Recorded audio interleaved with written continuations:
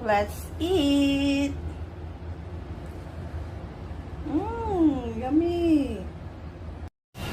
Ayan mga mare, nakakita ako ng crabs dito sa market and so very cheap. Ayan, 20 lang po siya. So, 4 na.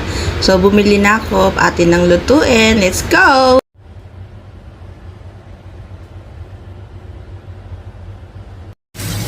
So, ayan, gisa-gisa lang natin yan kasi pinirito ko na munang-umuna yung mga crabs para masarap yung lasa. Nilagyan ko lang siya ng cornstarch. Yan, ilagay na natin sa ginisa.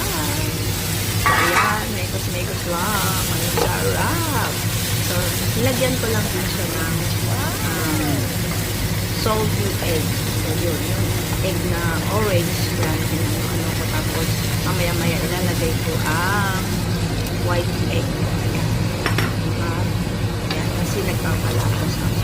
Tinimplahan ko lang siya ng pepper, salt, chicken powder na konti. Then, mamaya buhos-buhusan na natin siya ng coconut. Ayan. So, konti lang para lang ayaw na lang maraming sabaw. So, ayan. Tuyuan natin ng konti. Let's go! Tunang kagat. First bite. Ang sarap. Thank you for watching, guys. Follow for more.